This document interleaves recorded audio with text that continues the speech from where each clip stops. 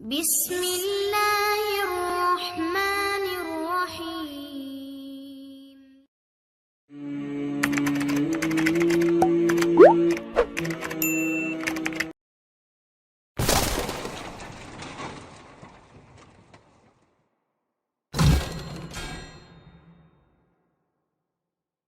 which is actually based on the book of Allama Iqbal, Open University, BA, BS. Compulsory English code is 1424.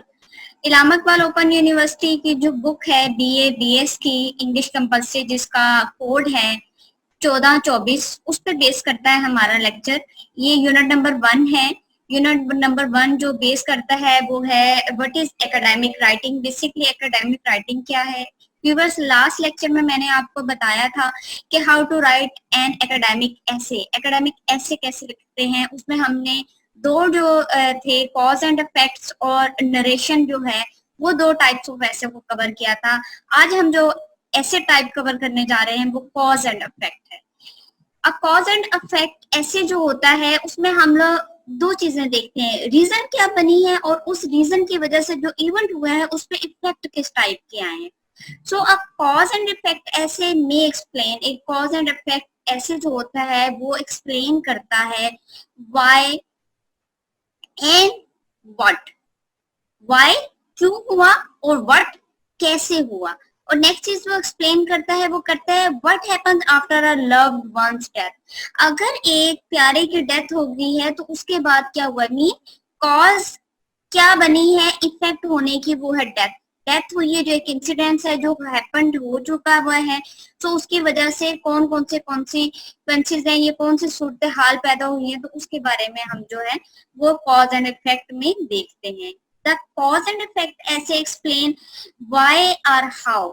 हम दो चीजें देखते हैं, why and how some event happen, कैसे और किस तरह कोई जो है वाक्य वकूअ पजीर हुआ, and what resulted from the event, और उस इवेंट से क्या रिजल्ट निकले। This is a study of the relationship between two और मोर इवेंट्स और एक्सपीरियंस। मीन इसमें हम देखते हैं कि रिलेशनशिप देखते हैं दो इवेंट्स, दो वाक्यात के दरमियान में या एक्सपीरियंस के दरमियान में। The essays could discuss both cause and effects. ऐसे जो है cause भी देखता है, reasons क्या है और उसके effects क्या, उसके असरात क्या हुए। और it could simply address one of the other, या वो सिर्फ एक चीज को भी देख सकता है। मीन हम सिर्फ causes भी देख सकते हैं और हम सिर्फ effects भी देख सकते हैं। A cause essay usually discuss the reasons. Cause ऐसे जो होते हैं बेसिकली रीजंस को डिस्कस करते हैं। व्हाई समथिंग हैपन, मीन कोई चीज कैसे हुई है, ये क्यों हुई है, उसके पीछे रीजन क्या थी, वो फाइंड आउट करते हैं। एंड इफेक्ट ऐसे discuss what happened after a specific event और circumstances. But on the other hand effect जो होता है, जिस ऐसे में हम इफेक्ट देखते हैं वो डिस्कस करते हैं व्हाट हैपेंस, कौन सी चीज कैसे हुई है आफ्टर अ स्पेसिफिक इवेंट, एक स्पेसिफिक इवेंट होने के बाद, या हम देखते हैं उसके हालात वाकयात क्या हुए हैं। So viewers, cause can be a single, but we will find out multiple effects. Cause एक है तो multiple effects होते सकते हैं, effect number 1, effect number 2, effect number 3. But on the other hand, we can also see that there were multiple causes. Cause number 1, cause number 2, cause number 3. But we will find the effects in a one way. So these things are vice versa. हम इन्हें दोनों तरफ से देते हैं, from one to multiple and from multiple to the one. So here is another demographic explanation of the essay cause. हम reason देखते हैं, उस रीजन की वजह से कौन सा इवेंट जो हुआ है वो हुआ है, देन उसके इफेक्ट्स क्या हैं। और हम ये भी देख सकते हैं कि इफेक्ट्स क्या हैं। ये अगर इफेक्ट्स हैं राइट नाउ, तो इसके पीछे हमको इवेंट फाइंड आउट करेंगे जो रीजन है, और फिर उसके पीछे हम देखेंगे वो इवेंट हुआ किस वजह से था। तो so we can go in multiple ways. Viewers, our next essay topic is narrative. A narrative essay actually explain or tell us that about something. We narrate something, we tell something, we describe something. For example, my brothers and my cycling experience. So if I want to write about the experience of my and my brothers when we were doing cycling, when we were riding, so I can write in a piece of writing, so that type of essay is called narrative essay. A boring trip to the mountains, पहाड़ों का एक गैर दिलचस्प वाक्या या उसकी एक सैर जो है वो हम लिख सकते हैं, वो भी नरेशन में आएगा. My near death experience at the swimming pool. Swimming pool में या तैराकी करते हुए मेरा मौत के करीब का experience. Mean while swimming he was near to death, so he was just explaining, she is just explaining that experience, so this experience is also called narrative essay. The narrative essay tells a story. Narrative essay क्या करता है? Basically एक story बताता है. Generally the narrative essay is conversational in style. ये conversational style वे में होता है, बातचीत करने के अंदाज में होता है. And tell us a personal experience, और किसी शख्स का अपना जाती एक्सपीरियंस बताता है. It is most commonly written in the first person. First person में लिखा जाता है. व्यूअर्स आपको याद होगा कि मैंने बताया था एकेडमिक राइटिंग में हम थर्ड पर्सन यूज करते हैं, फर्स्ट नहीं यूज करते. बट इन नरेटिव ऐसे में बिकॉज हम अपना जाती एक्सपीरियंस शेयर कर रहे होते हैं, अपना जाती वाक्य शेयर कर रहे होते हैं, तो हमें किसमें लिखना होता है? फर्स्ट पर्सन में. This essay could describe a single event or simply a mundane daily experience. तो हम क्या देखते हैं कि अपने रोजमर्रा जिंदगी में होने वाला कोई एक वाक्य या अपने डेली एक्सपीरियंस को भी शेयर कर सकते हैं. Here is the demographic interpretation. Start step 1, step 2, step 3, and then we start gradually from one point to other, and then another, and then we come to the conclusion. Another type of essay is process essay. In this essay, a process essay may explain. Process essay explain करता है how to properly plant a tree. Tree को plant कैसे किया जाता है? Tree को किस तरह उगाया जाता है? मीन पहले बीज लेंगे, पहले मिट्टी को नरम करेंगे, बीज बोएंगे, देन उसे पानी देंगे, देन वो थोड़ा बड़ा होगा, फिर ग्रेजुअली वो ट्री बन जाएगा. सो इस प्रोसेस को एक्सप्लेन करने को या किसी मशीनरी के काम करने को, कोई भी चीज है उसे एक्सप्लेन करने के लिए हम क्या करेंगे? उसे जब लिखेंगे तो उसे प्रोसेस ऐसे कहते हैं. How an individual came to learn computer application. अगर कोई एक इंफरादी शख्स है, कोई एक शख्स है, वो एक कंप्यूटर एप्लीकेशन कैसे लिखता है, तो हम सीखता है हम उसे स्टेप बाय स्टेप बताएंगे. उसने पहले ये चीज सीखी, देन ये, देन ये, देन ये, और फिर वो क्या है वहां पे जो है ना जाकर हम लोग आगे उसे वन बाय वन बताते हैं. जैसे ऊपर डेमोग्राफिक में बताया हुआ है कि हमने क्या करना है, स्टार्ट करना है step 1, step 2, step 3, and then we move to our finishing line. A process essay describes how something is done.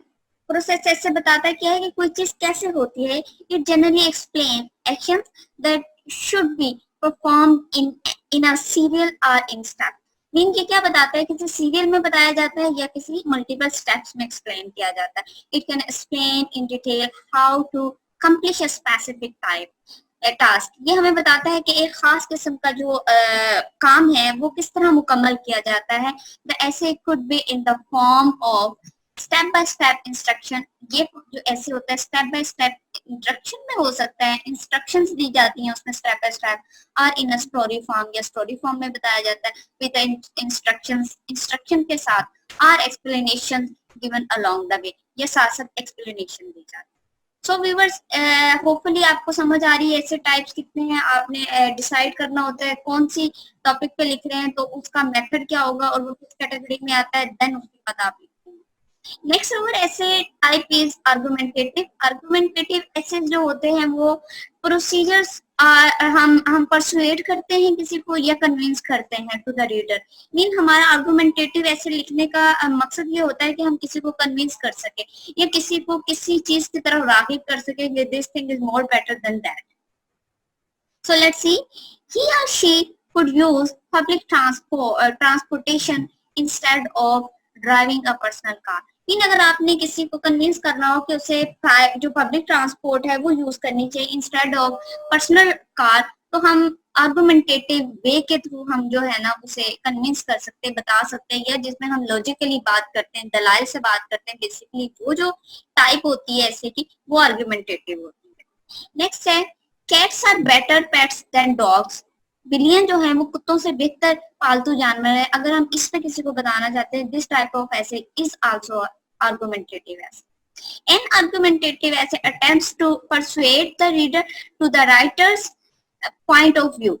Mean क्या करता है, आर्गुमेंटेटिव जो ऐसे है वो राइटर अपना पॉइंट ऑफ व्यू बयान करता है किसी को कन्विंस करने के लिए, किसी को या परसुएट करने। As we see in our first type of essay, so over here is a demographic interpretation या demographic representation of an argumentative essay. Let's try to find out it. Why you should use public transportation? अगर हम कह रहे हैं कि आपको public transportation क्यों use करनी चाहिए, because it is better than the personal car, तो हम इस तरह अपने आर्गुमेंट को, हम इस तरह अपने आर्गुमेंटेटिव ऐसे को फॉर्मुलेट करेंगे। सबसे पहले हम बताएंगे व्हाट इज पब्लिक ट्रांसपोर्ट। ठीक है, पब्लिक ट्रांसपोर्टेशन के बारे में बात करेंगे, देन फर्दर हम इसे दो पार्ट्स में डिवाइड करेंगे। बेटर फॉर द एनवायरमेंट, ये एनवायरमेंट के लिए बेहतर है, और सेकंड हमारा जो मेन बेसिक पॉइंट होगा, इट इज कन्वीनियंट, ये इजी है ट्रांसपोर्ट, इस वजह से हम इसको अडॉप्ट करेंगे। नाउ देखिए, अगर जहां हम बात करते हैं बेटर फॉर द एनवायरमेंट, तो हम उसमें फर्दर कुछ चीजें देखते हैं। क्या है?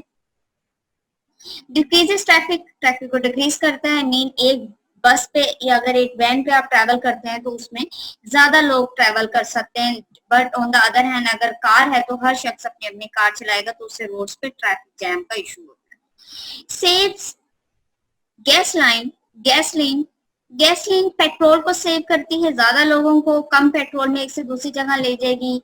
लेस एयर पोल्यूशन, इससे कम जो है हवाई आलूदगी होती है। But on the other hand जहाँ हम कन्वीनियंट की बात करते हैं तो ये फास्टर है, तेज चलती है, सेव्स मनी, पैसे को बचाती है, एंड रिड्यूस स्ट्रेस, और स्ट्रेस को रिड्यूस करती है। So all these things are enough to pursue a person, to convince a person that public transportation is better than the private car.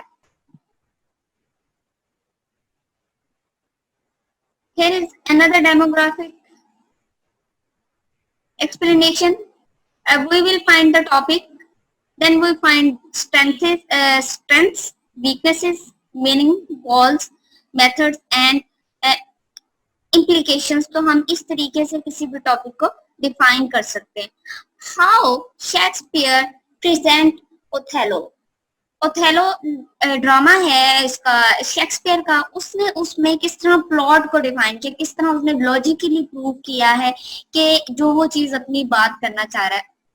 Othello में वो दो कैरेक्टर्स को रिप्रेजेंट करता है, एक है गुड बॉय और एक है बैड गाय। गुड गाय जो है उसकी कुछ क्वालिटीज, वो प्रॉपर्टीज बताता है, कैरेक्टरिस्टिक बताता है, वो क्या है, ऑनरेबल है, इज्जतदार है, वर्चुअस है और लीडर है। But on the other hand bad guy क्या है, किल्ड हिज वाइफ, वो अपने वाइफ को कत्ल कर देता है, इजीली फूल्ड, आसानी से बेवकूफ बन जाता है और जेलस होता है। So these are the characteristics. On these ground actually Shakespeare established his dialogue, his argumentative essay and his argumentation that now these are the facts and figures, and on these ground we can say this is a good guy and this is a bad guy.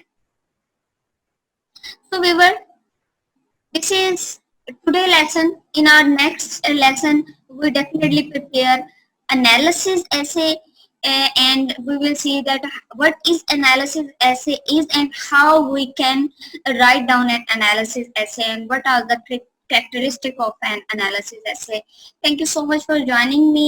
If you like the video, please subscribe the channel so that you will get more and more videos about your lesson and you prepare your lesson as per your examination.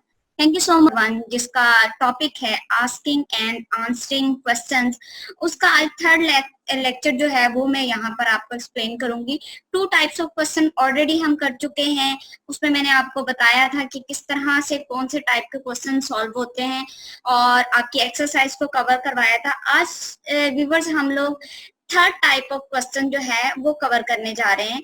As viewers you can say that here is the statement, he likes coffee, and the question is does he like coffee?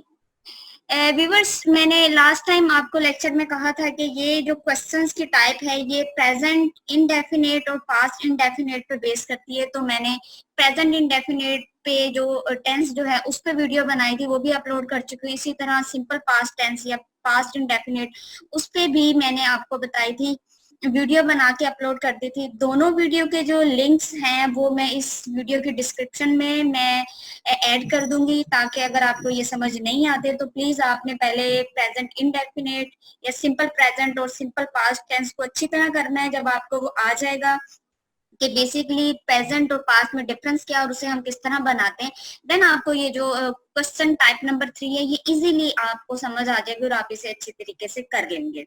Okay viewers, आप यहाँ देखें ये जो first statement है ये present, simple present पे base करती है। हमें कैसे पता चला है?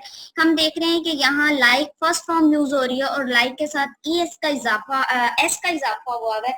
तो व्यूअर्स एस हम जब third person singular mean he she it लगाते हैं तो हम उसके साथ क्या करते हैं? फर्स्ट फॉर्म के साथ एस या एस का इजाफा करते हैं। So the statement is he likes coffee, वो कॉफी पसंद करता है। तो जब इसका क्वेश्चन फॉर्मुलेट करना है तो व्यूवर्स मैंने प्रेजेंट सिंपल प्रेजेंट टेंस की वीडियो में बताया था, तो हम डू और डज का यूज करते हैं। डू और डज को स्टार्ट ऑफ द सेंटेंस में लाकर रखते हैं और फिर जो है हम क्वेश्चन फॉर्मुलेट करते हैं। तो व्यूवर्स मैं यहाँ आपको बताती चलूं डू किनके साथ लगता है और डज किनके साथ लगता है। डज उनके साथ लगता है जो फर्स्ट पर्सन सिंगुलर है, मीन ही शी इट। यहाँ क्योंकि ही की बात हो रही है तो हमने क्या लगाना है? डज। और व्यूवर्स लाइक के साथ जो एस था वो हमने जब क्वेश्चन बनाना है तो लाइक की सिर्फ सिंपल टेंस रखना है और एस या एस को डू के साथ ले आना है। सो ये डज बन जाएगा, डज ही लाइक कॉफी। तो ये क्वेश्चन फॉर्मुलेट हो गया है, क्या वो कॉफी पसंद करता है। If there is no verb to be and no auxiliary verb in the sentence, then we use do, does, are, did to form a question. So viewers, do and does use होता है simple present में, but we use did in past tense. Here is another statement. He went to Sialkot, वो सियालकोट गया। viewers हमें कैसे पता चला ये past tense है? क्योंकि यहाँ second form यूज हो रही है go की। But in question we can see that did he go to Sialkot, क्या वो सियालकोट गया? So viewers actually did जो है वो do की second form है। So हमने second form यहाँ did लगाया and he go, और हमने went की first form यहाँ लगाई है। So हम क्या करेंगे? जब did second form आ जाएगी तो दो जो verb है उसके साथ हमने क्या लगाना है? उसे फर्स्ट फॉर्म यूज करनी है। Did he go to Sialkot, क्या वो सियालकोट गया? So in this way we can formulate questions in simple present as well as in simple past tense.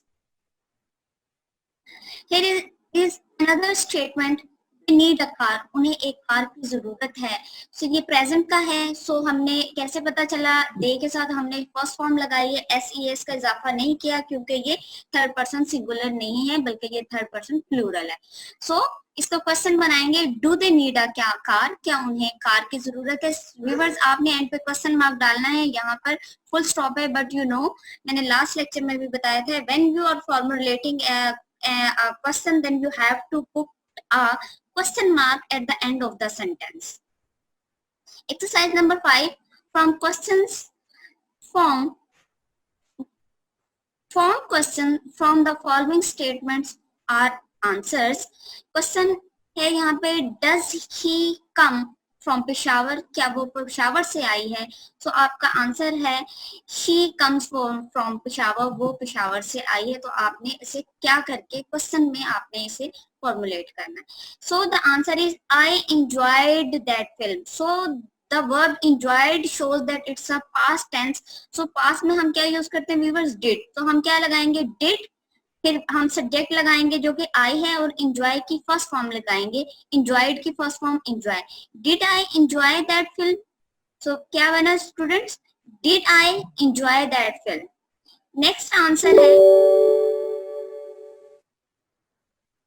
Next answer है I like this music। So हमें इसका question बनाना है तो हमें देखना है ये सिंपल प्रेजेंट है, ये पास्ट है। ये आई के साथ लाइक के फर्स्ट फॉर्म लग रही, सेकंड नहीं लग रही, तो ये प्रेजेंट टेंस है। प्रेजेंट टेंस के लिए हम क्या यूज करते हैं? डू और did, sorry do and does. तो आई के साथ हम डू लगाएंगे क्योंकि डज लगता है ही शीट के साथ। सो हम लगाएंगे do I like this music. Next our answer is Ruhi wants to come. Ruhi वापस आना चाहती है। सो ये भी प्रेजेंट है लेकिन ये थर्ड पर्सन सिंगुलर में है, तो हम क्या लगाएंगे, does Ruhi want to come. Next answer is Fahad ate all the cake. Fahad ने तमाम केक खा लिया। सो हमने जब इसे फॉर्मुलेट करना है तो कैसे करेंगे, एट जो है सेकंड फॉर्म है ईट की, सो हम क्या लगाएंगे, did Fahad eat, first form of verb all the cake, did Fahad eat all the cake. So viewers, let's see exercise number 6. In exercise number 6, you are helping a woman fill in the visa application. So आप visa application fill करने में एक औरत की मदद कर रहे हैं. She doesn't understand the questions. वो questions को समझ नहीं रही. You must make the question easier for her by repeating them in a different way. So जब वो questions आपके समझ नहीं रही तो आप different type के question जो हैं वो formulate करेंगे ताकि वो आपकी बात को या आपके क्वेश्चन को समझ सके। व्यूअर्स, आपने देखा होगा जब हमने ये लेसन स्टार्ट किया था तो वहाँ एक डायलॉग था between the policeman and the Yasir whose car was stopped by that policeman, और वो उससे क्वेश्चंस को 2-3 अंदाज में पूछता है क्योंकि जो यासर होता है वो उसके क्वेश्चन को समझ नहीं पा रहा था। So let's start our exercise. Here is an example. Home address mean you can simply ask that home address. So you can also ask what is your home address and where do you live, और आप कहाँ रहते हैं. So name in full mean you can ask to fill that space. What is your name and what is the full name of yours, ma'am? How do you spell your name? And you can also say, would you please tell me your name, ma'am? So you can ask in different way. One thing, home address, you can say, what is your home address? Even you can say, would you please tell me your home address? Where do you live? What is your home address, please? So there are multiple ways. Nationality, if you want to know the nationality of that woman, so you can ask that, what is your nationality? In which country do you live? Or you can ask from whom, from where do you belong? आप कहाँ से ताल्लुक रखती हैं? क्या from which country do you belong? आप किस मुल्क से ताल्लुक रखती हैं? If you want to ask about the age, what is your age? How old you are? You can ask. Materials, marital status. If you want to know either the woman is married or no, you can ask, ma'am, are you single? Are you married? Or you can say, what is your marital status? Purpose of visit, you can ask, why won't you visit that place? What is the purpose of your visit, ma'am? Next point is place of birth. You can ask, what is the place of your birth? Ma'am, where did you born? Ma'am, आप कहाँ पैदा हुई थी या आपकी पैदाइश की जगह क्या है? Date of birth. If you want to know the date of birth, what is your date of birth? Ma'am, in which year did you born? आप किस साल में पैदा हुई थी? Length of visit, you can simply ask that, what would be the length of your visit? Yeah, you can ask that, how many days will you stay there? Date of return, ma'am, when will you come back?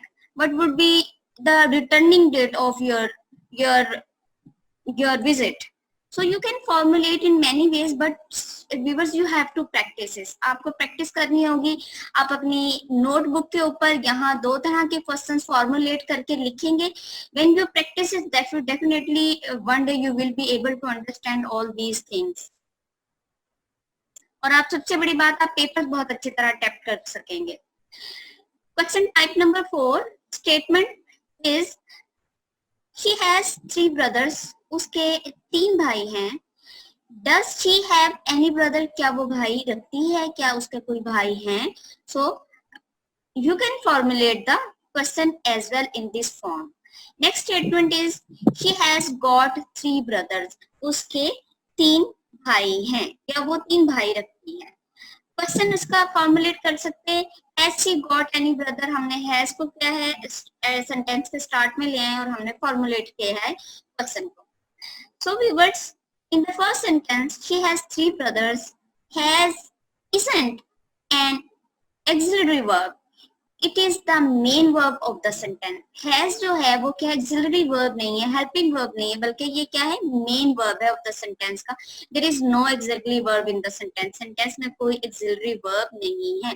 Therefore, the questioner use do, does, or did. तो question बनाने वाला क्या use करेगा? Do, does या did use करेगा. As you can see that हमने यहाँ question किससे बनाया है? does से बनाया है. Let's see further exercise.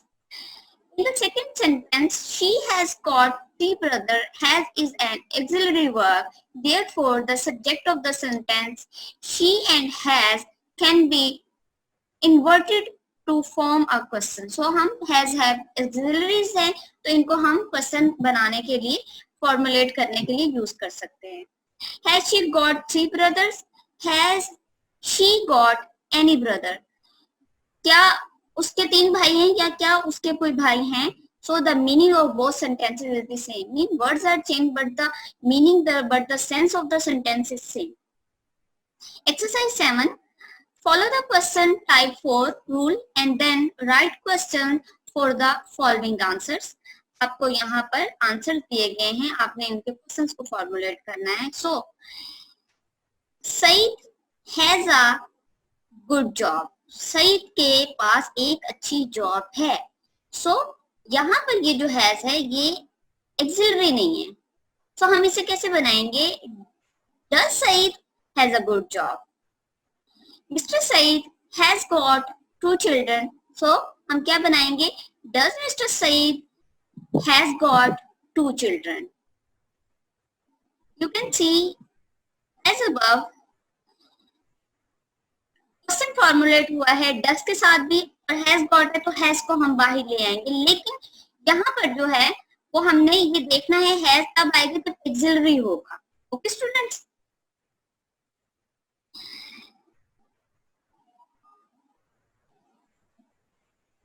Has mister Saeed got 2 children.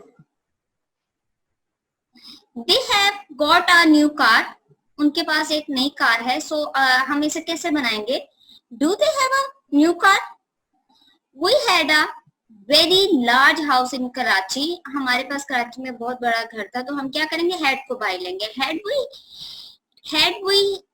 Do we have a very large house in Karachi? क्या हमारे पास कराची में बहुत बड़ा घर था? Therefore, we can say he has a large house or he has got a large house. But when we are talking about the past, we only use had and not had and got had for examples. Here is an example. We had a large house in Karachi. Not. We had got a large house in Karachi. So we can formulate this. There are the question from must be. Did you have a large house in Karachi? But not. ऐसे होना चाहिए लेकिन नहीं.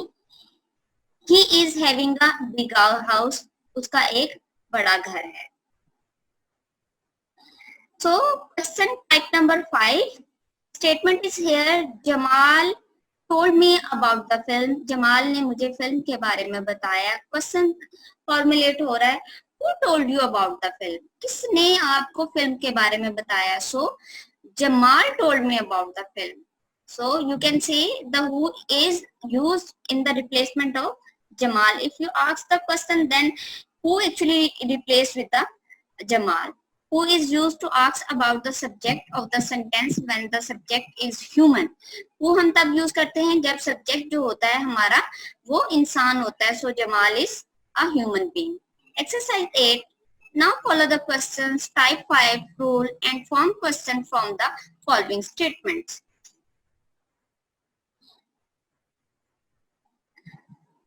Ziyad ate all the cake. So we can formulate question. Who replace करा Z को. Who ate all the cake? किसने सारा cake खाया?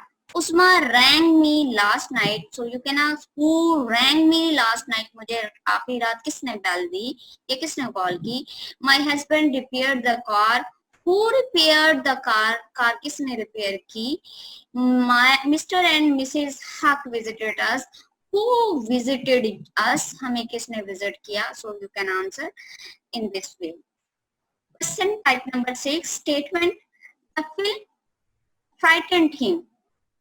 Question है what frightened him? उन्हें किसने डराया? तो उसकी स्टेटमेंट क्या है? हमें किसने डराया? फिल्म ने हमें खौफजदा कर दिया. What is used to ask about the subject of the sentence when the subject is not human? Word कब यूज करते हैं? जब जो है वो ह्यूमन जो है वो सब्जेक्ट जो है वो ह्यूमन नहीं है, ह्यूमन बीइंग नहीं है. Okay viewers, exercise number 9 from form question from the following sentences. दिए गए जो आंसर्स हैं, ये सेंटेंसेस हैं, उनके आपने क्वेश्चन बनाने. The heavy rain destroyed the crops. So how can we formulate the question? We can formulate what, because inhuman के लिए, inanimate things के लिए हम यूज करते हैं what. What destroyed the crops?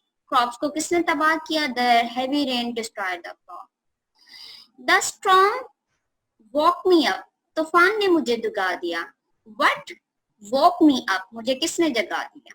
So a tree fell on the car. एक दरख्त जो है वो कार पे गिरा. So हम पूछ सकते हैं what fell on the car? Car पे क्या चीज गिरी? So viewers, this is today lesson. In our next lesson, we will cover the exercise number 10 and when we will see कि किस टाइप के क्वेश्चन यहाँ हमें सजेस्ट किए जा रहे हैं जो हम अपने नेक्स्ट लेसन में देखेंगे. Thank you so much viewers. If you liking the lecture, so please subscribe the channel so you can get more videos and you can learn your lesson and prepare your lesson for the exam. Thank you so much for now. Take care. Allah Hafiz.